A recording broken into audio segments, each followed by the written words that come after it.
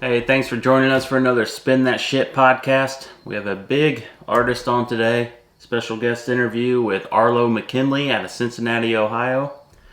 We're going to chit chat with him. He's got a new album out called Die Midwestern under Oh Boy Records, John Prine's label. So we got a lot to dig into. But before we do that, we want to say follow us on Facebook, Instagram, of course, subscribe on YouTube. We're trying to build this channel as big as we can.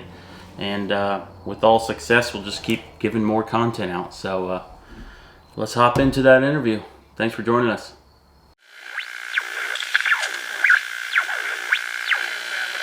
What's life been like being in the midst of all this crazy pandemic? Oh man, it's been weird. It's been weird, but it's been I don't know, not as bad as I'd say some people maybe have had it. I've been actually kind of lucky in some ways just to stay busy and doing stuff like this and just kind of playing live streams and doing little things like that. So it's been Right. it's been good. So I appreciate you guys having me on and inviting me to your show. Yeah, man. It you'll be in our neck of the woods next Friday. I just saw that at the Hi-Fi. Okay, yeah.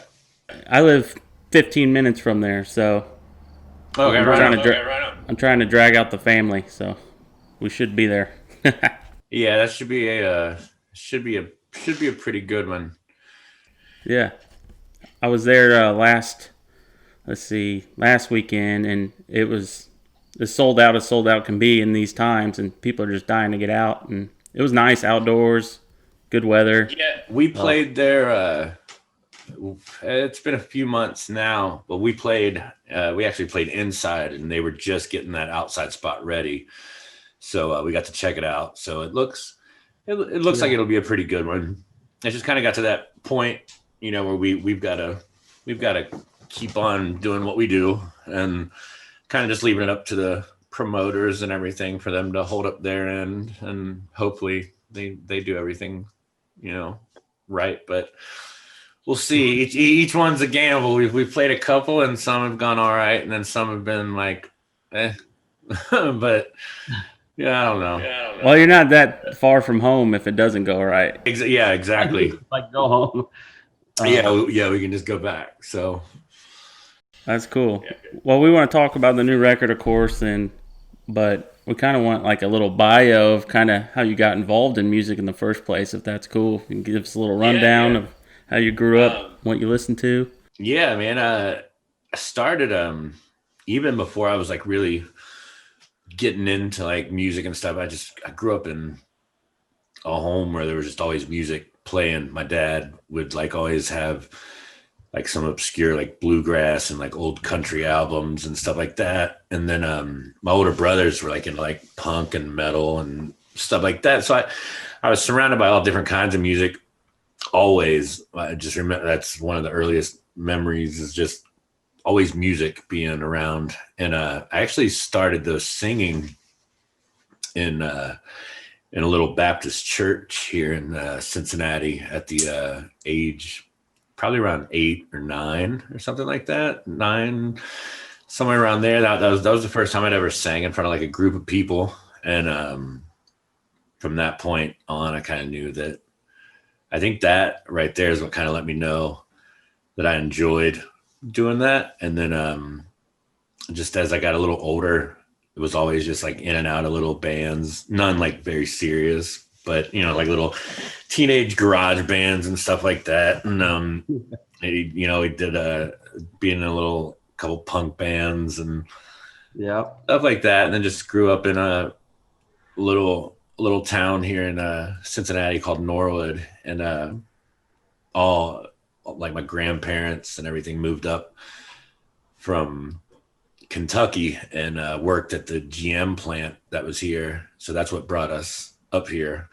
And so I don't know. I kind of always had that sort of that upbringing, but in like a city atmosphere, kind of, because my whole family, you would think, Right.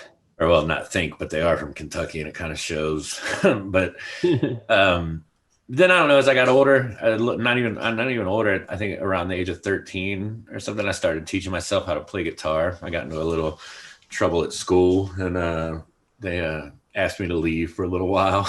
So so yeah, I had nothing to do except kind of pick up my dad's guitar and started just like messing around with it, and then yeah, from there, same thing. Just kept playing in little bands here and there, and probably late '90s, a good friend of mine, Jeremy Pinnell, and I got together and started this little duo called the Great Depression, and we did that for years. I don't know, maybe over 10. It took up a lot of time in my life, and we kind of got a little well known around here and went on a couple little tours, but yeah, I think we were just too young to to really take it serious, and took in the whole took in all the extra stuff that comes in with traveling around and playing music and just not taking it seriously. And right. so that kind of fell apart, and then stayed away from music until about 2010, somewhere around there, and then started writing the songs that became this. And now, Right. you know, So how long was that gap?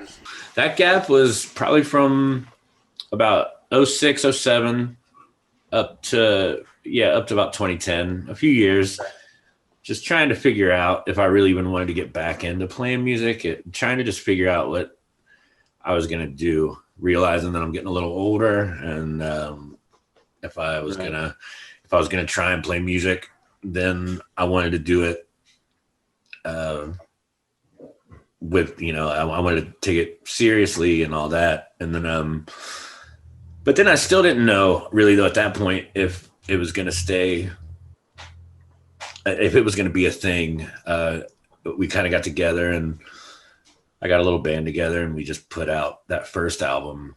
And at that point, I still don't know if I knew what was going to come next, because I was still working like little jobs here and there, and all that. But it was getting good feedback in Cincinnati and then outside of here. So we just thought it would be, I thought it'd be best to go ahead and give it a fair shot, and go for it. Full So at it. yeah. So yeah, because the plan really for that record was just to document those songs, and then yeah, the response really from fans and friends and everything just kind of put the little fire in me that made me want to go full on with it. So, and then now we're here, which is kind of crazy to me still, but Yeah, So that's great. on the new album, Diamond Western. So who would you say in this style of music are kind of influences? I mean, you call out William Whalen in reference. I feel I hear some Gary Stewart in there sometimes. yeah. So who- It influences a lot. On this album, I think, not even knowing it, but I think the influence, like the band is my all-time favorite band. And I don't think it was a planned thing or anything like that, but there's certain spots on this record where I think that influence kind of shines through a little bit more musically, I would say. But yeah, I was a lot of that. And then of course I was listening to a lot of John Prine and Blaze Foley, and a lot of Blaze Foley right around that time. And then, but the band is always kind of like my go-to, and then like Neil Young as well. And then just it was kind of all over the place a little bit on the influences, but that was a heavy John Prine and Blaze Foley era when these songs were being written, for sure. Yeah, the band The Last Waltz. I got to watch that once a year.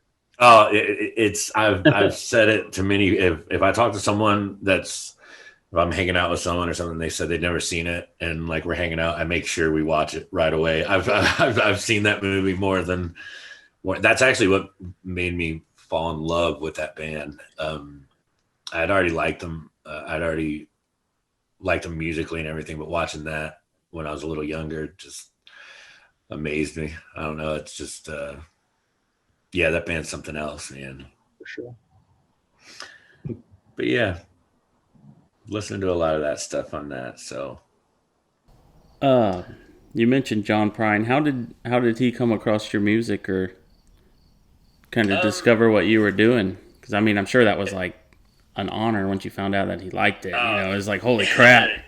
it's a pretty, yeah, it's, it was kind of crazy. We had, somehow I'd been invited. I think this was in either 2017 or 2018. I got invited down to Nashville to play during Americana Fest at a little pop-up bar that he was doing shows at each night, and a little pop-up bar called the Tree of Forgiveness. And that's where I met Jody, who is his son that works for, kind of runs Old Boy. And I met him there that night, and we had sort of just built a friendship. And over the next few months, we had kind of, there'd been little hints of us like possibly working together, but not really knowing, because we had a record ready to go that I recorded here with my band. And so we were kind of holding on to that. And then when we found out that that Old Boy may have an interest in it, I was like, well, let's hold off for a second to see how this goes before we put it out. And so some months go by and all that. And, you know, I keep running into Jody every time I'm down in Nashville. And then the first show of our tour, I don't know, man, bad with times. That would probably be 2018 or something, 2019. I don't know. But our first show of the tour, it's in Nashville at the High Watt, and I knew Jody was coming, and I knew that Fiona, who was John's wife and Jody's mom, they all do Old Boy together. I knew that he was bringing her, so I kind of felt like in a way that this was I don't want to say like an audition, but just in a way him bringing her along to say, hey, this is who I'm interested in, and all that, or something along those lines. And as I'm talking to him, I'm talking to Jody and Fiona, meeting her, and I have no idea and didn't even notice that John Prine's standing right next to me. And then Jody says, I don't think I have to introduce this guy right here. I look over, it's John. And this is like 5 minutes before we have to go up and play. So I was like, no pressure at all. But it was awesome. It was cool. He just shook my hand, said he was excited to see me play. And then that was it. And I remember going and telling the band that, well, we talked for a second. And then I remember going and telling the band that, you know, no extra pressure or anything, but John Prine's actually here. So, I don't know if I would have told him. Yeah, I know. I was going to wait, but then I kind of, I've second guessed that a couple times, but I think I made the right decision by telling him. But I think we would have done all right either way. But it was just cool. That was the only like interaction I had ever, like personal interaction I had got to have with him, because we had played with him once before at a festival down in Somerset Kentucky, but I didn't get to meet him or anything. So just that a few minutes of speaking to him and just knowing that he had taken the time out to listen to what I was doing, and then to come out on a Thursday night to a show in a very small venue in Nashville, I just thought it was a big accomplishment for me. And I've often said that if everything ended now, and you know the music wasn't in the cards for me anymore, that alone is a big enough success for me. Like kind of how I'll measure success by you know, and you have I guess it's just like anyone, I don't know, anyone into painting or whatever, and your favorite or one of your biggest influences comes and one checks out something that you do. I don't know. I think that's success to me, and however big it gets, you know, that's whatever. But it's moments like that that really kind of always remind me that this is what I think I'm supposed to be doing. So, but it was cool just to know that I know he commented on a Bag of Pills, and I think he said, if I have it right, I think he said, that's a pretty good song. That's something like that. And then finding out later that if you could get that out of, if you could get that much out of John, that was a pretty good compliment. So, but yeah, it was cool, man. Super thankful for that opportunity, and just that they saw something in what I was doing enough to want to build a working relationship with me, which has been amazing ever since. There's not another label that I'd rather be working with right now, for sure. Cool. That's great. Going back to Bag of Pills and John Prine, so I kind of drew a parallel with Sam Stone, probably my favorite John Prine song, Gut Wrenching, but you know, Jesus Christ died for nothing, I suppose. It's sort of the same sentiment in Bag of Pills. And I wonder, you know, since you started in a church, is that something you kind of worked through as far as, you know, faith or whatever? I mean, you don't have to go. No, it is, man. I don't, I go so back and forth on that stuff, because I really don't know, you know, I don't know where I stand with all that stuff, to be honest. I'd like to think, you know, a lot of things, I don't know, but it's I was raised that way and having faith in this and all that, but at a very young age, it's kind of easy to believe in that and, you know, go that route when you haven't really been faced with things that make you question, well, why is it working out this way? And I think Bag of Pills is the first time I really kind of, when I wrote that song, was the first time I was really like not starting, but like just kind of like questioning things on why I was seeing the things around me, why friends were passing away, why all this was happening. And yeah, there's definitely a parallel there. I still think it comes in to my music. And I've said this as well before, that going back to like playing in church, that was the first time that I saw like music can move something in people. And like I was singing like I said, at a young age, and I did that for a while in church, where I would be singing and people would be, you know, given their, you know, they'd be being saved, or, you know, they'd give their life, you know, to you know, to God or whatever, and stuff like that. And and then later I was wondering, and, you know, I would have those feelings younger, but then I started wondering, was it the music that was moving me, or was it really this something bigger than us thing? So I don't know. I don't think whatever it is, I don't think we're supposed to really figure it out anyway. So I think yeah, I don't know. I can definitely see the parallels there, and that song's old too. That Bag of Pills is like 15 years old. That's one of the very first songs I've ever written. So for that to even be a song now that's on people's radar, it's kind of crazy to me.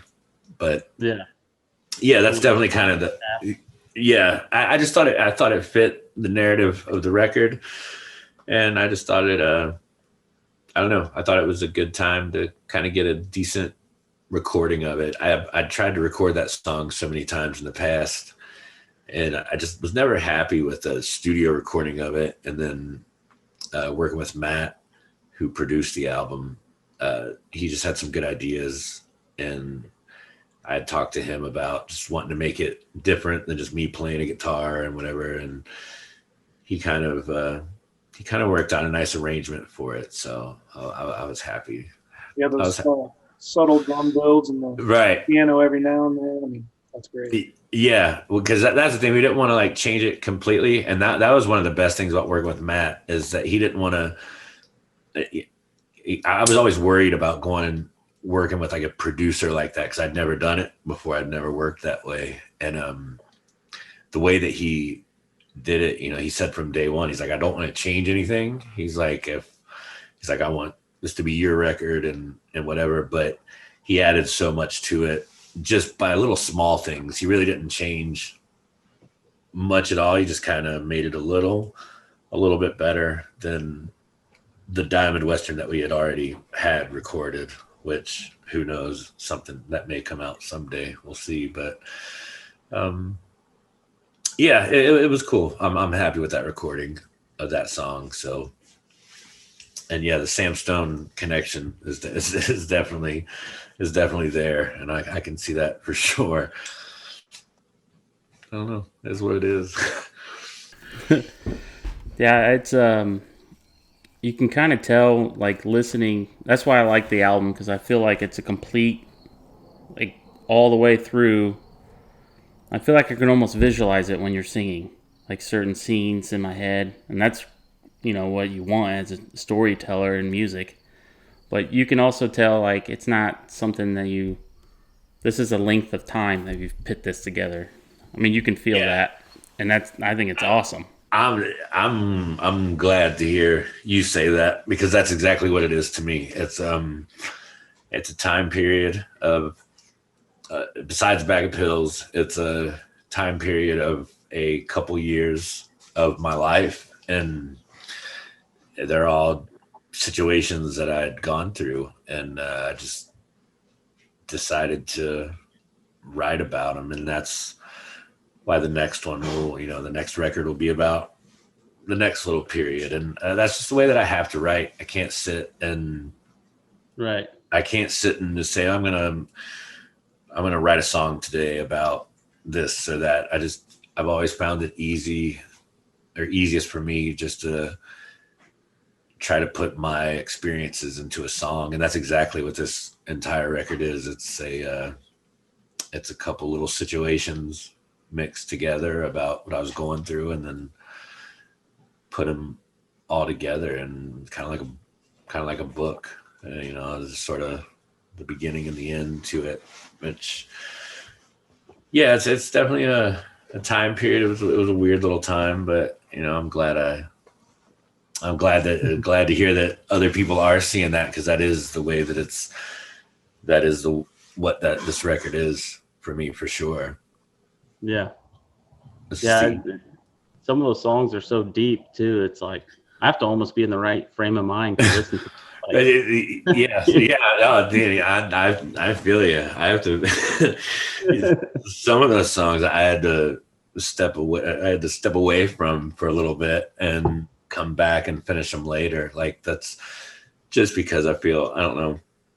I do that a lot with songs, though. I'll start a song and then I just can't ever rush it or force it. I'll write as much of one that I can, and then if I just am stuck with it, I'll put it away and then come back to it later when I feel that I've got the right words for it or something like that. But it's definitely that I have a much harder time talking about things that I'm going through and stuff like that. But when it comes to, I think, me writing these songs and telling that story that way is just the best way to let people know about me and the life that I'm going through, and just hoping that it, connects and resonates with people in whichever way it does. But just mainly too, I don't know, we all go through the same things, I think. So it's just, I think it's, a lot of people have said it's refreshing just to hear someone be kind of like upfront about it. Like, I don't think you have to think really hard about like what my songs are about, and not like saying that they're not like, I'm not like down in myself or anything, but I'm not like being super like philosophical or anything. It's just a straightforward, this is this story, this is what it's about. You're most likely gonna know what it's about by the end of it. So yeah. And people going through similar situations, they can relate. Right. Yeah. The one for me is The Hurtin's Done. So you've heard songs in this traditional style without someone, leaving you and it's causing you to drink, but you throw in anxiety and panic attacks. I've had a couple panic attacks, thought I was about to die. No, they're horrible, man. They're the worst. Yeah, I go. Yep. And yeah, that's one of my favorite ones off the record, actually. And that was one of the newer ones that ended up on there as well. But that stuff, just like that, like people know what it is about, just anxiety in general. It's stuff that I deal with daily, and you just have to learn how to kind of move on and put on a smile and move on and deal with it. I don't know. Yeah. There's one song when I first put on the album and was just listening through. One that popped up was that really struck me was "Suicidal Saturday Night." Because the intro and all that, it's really like uplifting beat. And then those first lyrical lines are like, whoa, where are we going with this? So I was really like in tune with it. I liked it. Yeah, and it's catchy too. And that's that one's kind of it's strange. I think that's like the most, besides maybe She's Always Around, that's probably the most like upbeat song on the album. But like lyrically, it's kind of one of the not so like upbeat ones. But also this goes back to what I was talking about earlier. That song's actually has nothing to do with actual like suicide. It's about the band that I was in younger. It's really more about like a career suicide, just kind of self-sabotaging yourself and Right. And kind of messing things up, in that first band that I did, that we went out and just didn't take it serious, because after that band kind of stopped, I never thought that I'd have a chance to be a musician again. I thought that was like the one little shot and that was it. So it was so I don't know, just to even be here and to be able to do stuff like this and to have people interested in what I'm doing, I feel I'm super grateful for it, just because a lot of people don't even get a chance to do it. And for me to be able to kind of come back and make up for the mistakes that I made and kind of redeem myself or try to, I'm still in the middle of doing it. It's a long process, but to even have that chance is really something to me. But yeah, that song's that song's kind of makes me not laugh or whatever, but it's just it is funny in some ways, because the lyrics on it just don't really match up with the music, but it does as well, though. It's a super kind of like start analyzing it. Right. Yeah. It's definitely a super kind of like poppier kind of song, and not pop, but it's definitely, and that's another one, that song. And most of the songs stayed the same for the most part. Like I said, we had recorded about half of these songs previously, and about half of those songs made it onto this record. And that song to me before was just sort of like, I don't want to say a filler song, but on the old album that didn't come out, it was just another kind of just like slower song and whatever. And then when Matt had an idea for it, to do something musically with it. And when I heard what he was talking about, I was just amazed that he would think that way, to put that music to that lyrical content. And then that's also one of the songs that sort of, I think, brought out the band influence on us as well. That one quite a bit. Levon Helm stuff. Yeah, man. You can't go wrong with Levon. My drummer here, actually, where I'm at, where I just let him borrow Levon's book. So, the band, I'm kind of obsessed a little bit. So when you're sitting down to write these or going to write the next ones, what comes up first for you? Is it melodies, or you jot lyrics down throughout the day, or A little bit of both. I mean, I find myself writing a lot when I'm driving for some reason. If I'm by myself, like driving, whether it's whether it'll be like a lyric or a melody or something, I'll grab my phone out and just kind of, if it's a melody, I'll just hum something into the phone or make up some words to the melody. Or if it's lyrics, I'll just kind of do it the other way around. I'll just do the lyrics and some kind of melody, and then I'll go back to them. But that's how a lot of the songs start. And then when I get home, I'll just kind of go through all that stuff. That's also too why I have literally a bag. Like I won't throw away my phones just because I have so many like beginnings of songs in these phones, and I'm like, I can't throw them away and all that. But for some reason, just when I'm when I'm alone driving, and the job that I had before I started doing music full time, I was working for a tuxedo service actually that was based out of Michigan, Detroit, but they had stores down here in Cincinnati. So I would go in at like 6, 7 in the evening here, drive up to Detroit, get out of like a Sprinter vehicle and drive right back. So I just had all this free time while I'm driving on the highway late at night just to think. And that's where a lot of Diamond Western came from, was on those drives and doing that same exact thing.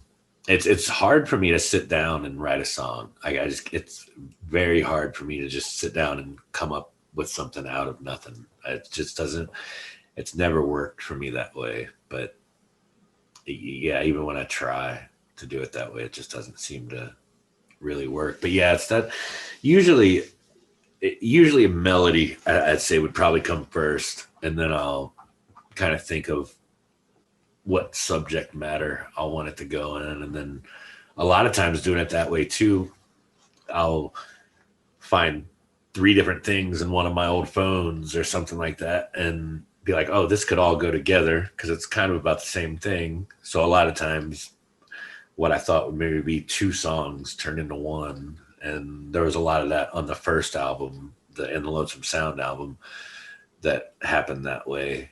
And I still do that as well. I guess it just depends. But yeah, melody usually comes first. Usually come up with something I think is a little catchy in my head or something, and then just kind of take it from there. So with so you were sitting on this album, your newest album, and kind of waiting to see what would happen.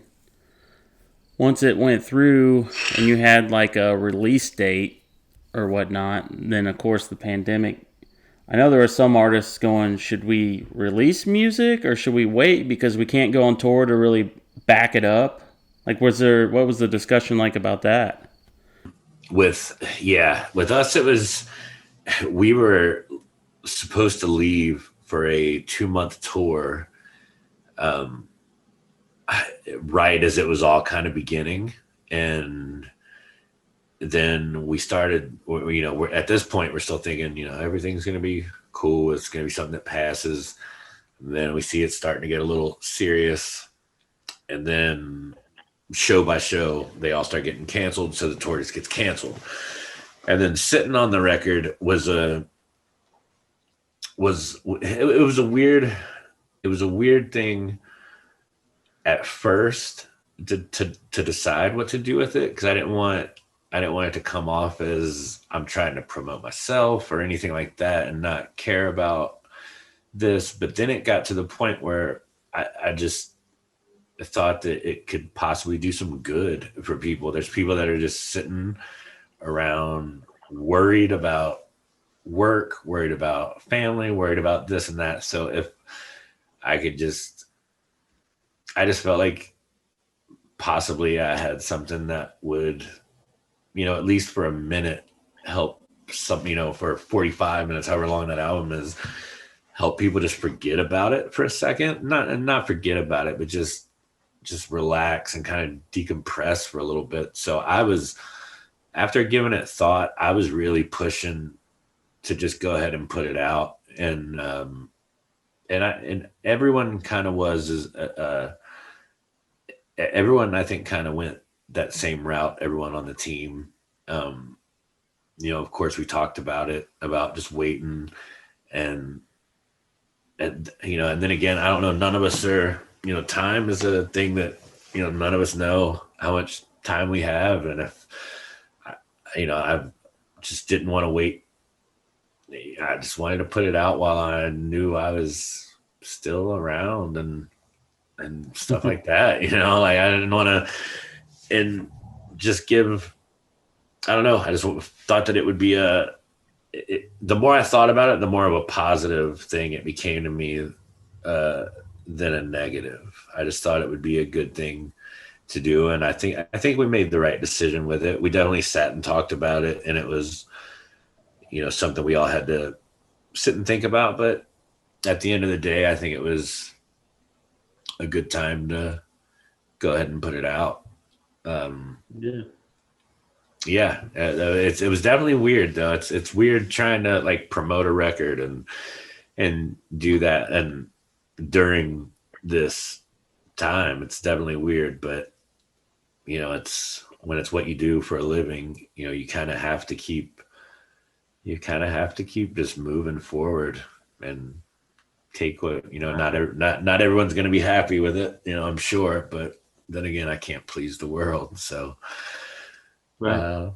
just got to go with what I feel is right. So I thought it was a good time to put it out. For sure. Yeah. So we heard you might have been in the studio in Memphis. So how often are you in the studio, or are you already working on the next album, or what's that? Yeah, we did the record in Memphis at Sam Phillips down there. That's where Matt works out of, and that's also one of the reasons why I picked there, was just how legendary that place is. I was standing in a room where Elvis had stood, Johnny Cash, Jerry Lee Lewis, all these people. So you almost feel like you have to do your absolute best when you're in a place like that, or you just kind of, I don't know. To me, I was like, I have to prove that I at least belong here, putting out an album. And that studio appealed to me. Memphis in general appealed to me. I just didn't, nothing at all against Nashville, but you can't throw a rock without hitting a musician in Nashville. And I just wanted to get out of that environment and go to something different. And that was appealing to me. So I believe the plan for the next one, which if everything works out how it would be to do it with Matt again. I think I'll probably, as long as I can, make every record that I can with him from here on out.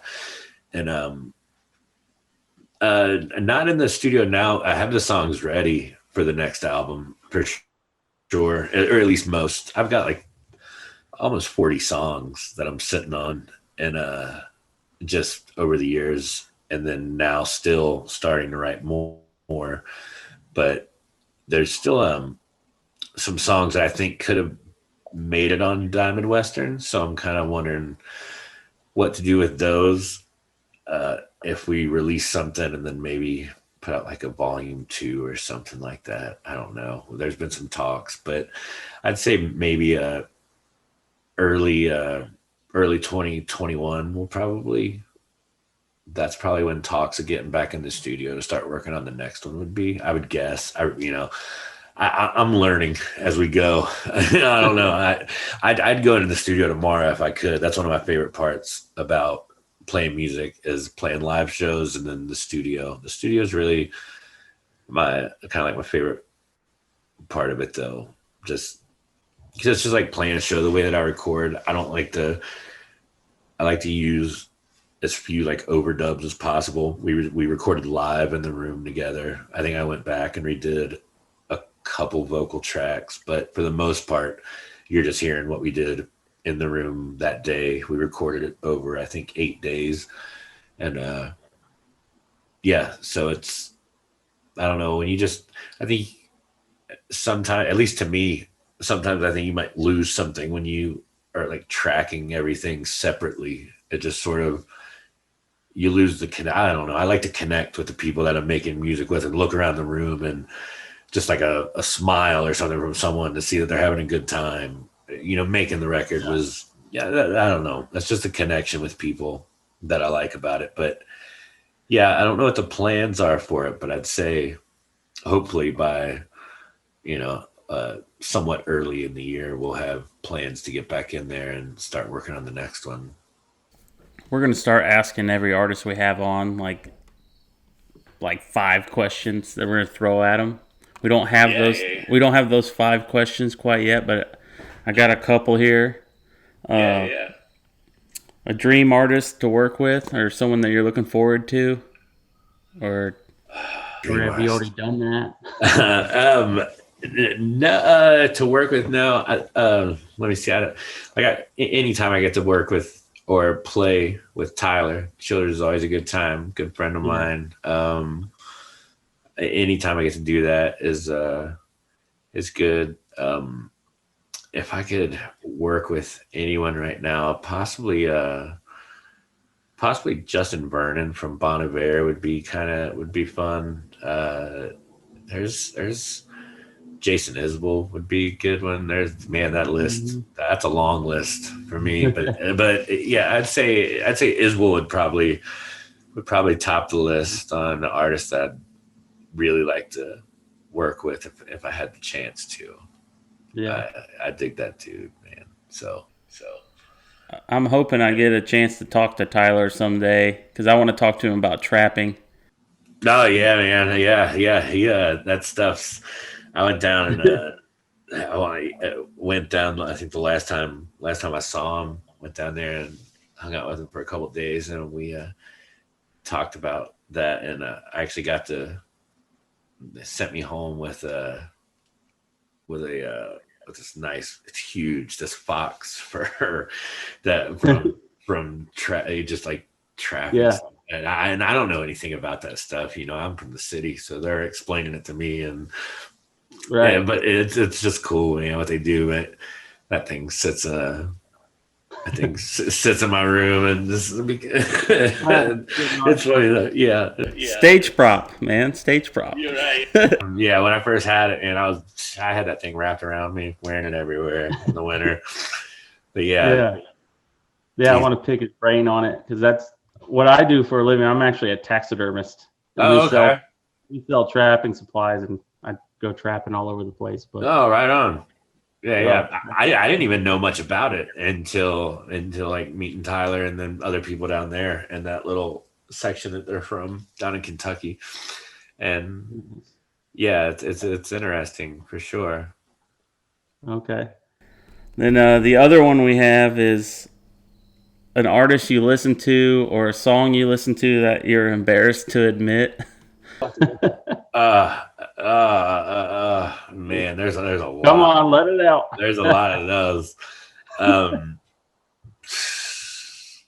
right. I'm just gonna go with the latest one. The latest one would have to be Taylor Swift.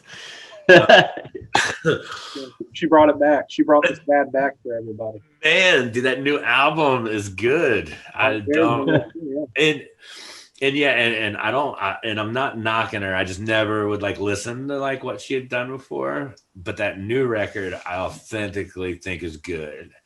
And then the other would be I can get down with some Lady Gaga as well. I can bump that in my car.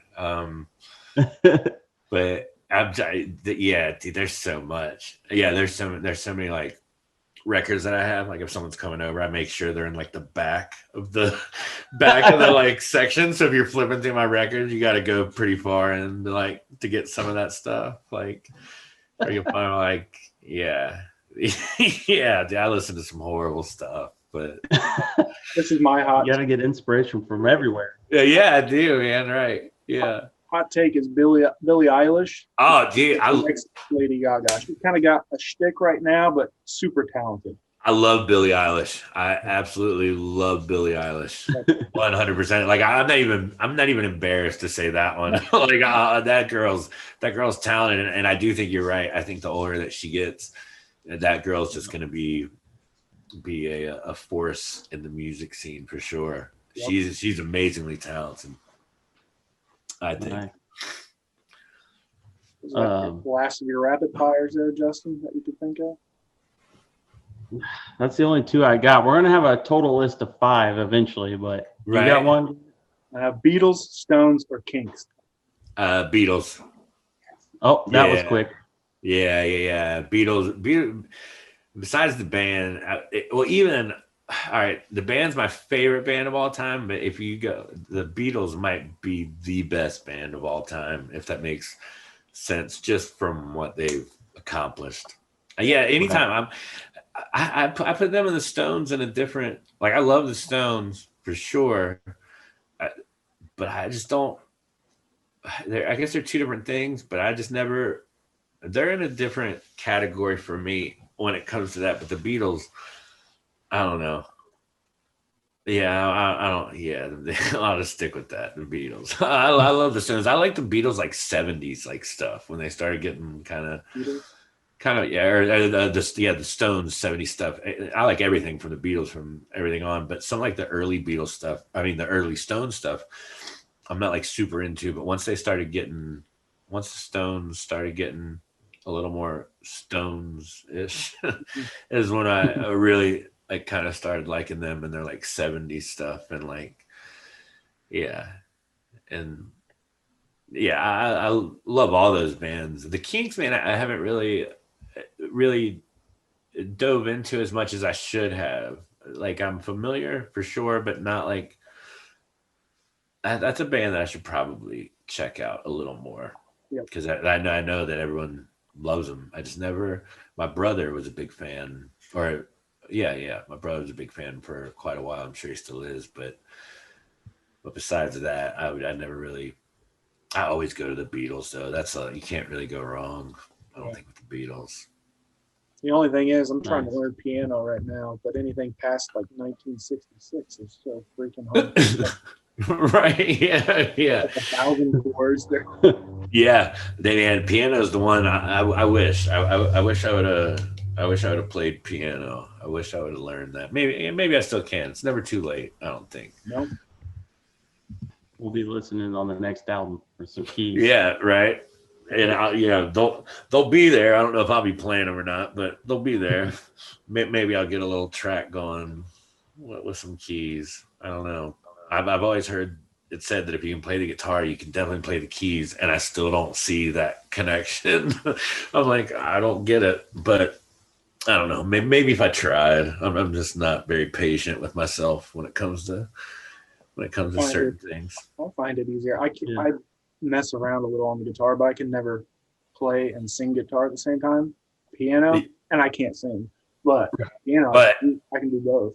Right? Yeah. It took me a while. It actually took me a long time to be able to play and sing, and then I kind of figured out like the rhythm part of it, which I'm not like, I'm a very just basic guitar player anyway.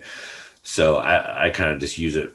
I'm a singer over anything. I always say that, like, singer songwriter, but like, my guitar playing skills are very, very minimal. I'm a rhythm guitar player at the most, and not even that great of one. If it wasn't for a capo, I'd be lost. I'd have no idea. Like, I have to look at my guitar player and ask him like what keys I'm playing, because I have no idea. I know G, C, D's, F's, and all that, but I just move the capo and still play the same things, but have no idea what actual key I'm playing. So. But it's gotten me here, so I'm not gonna complain about it. Whatever works. Yeah, whatever works. We appreciate you sitting down and talking with us. Do you want to give a list of where people can find your stuff, or where to follow you at and all that? I'm on. You can follow me, Arlo McKinley, on Instagram, Facebook, Arlo McKinley, Twitter. For merchandise, you can go to arlomckinley.com, or you can also go to oldboyrecords.com. They've got some special, just exclusive merch through them that you can get only at their site, and then the same with us on our website, and then I think that covers about all the social medias, and then yeah, I think that's about it. You keep up with me on Instagram if you want to see how uneventful my life can be at times. That's awesome. Well, I'll hopefully I'll see you Friday. Yeah, Actually, man. see you in person and shake your hand at least. Yeah.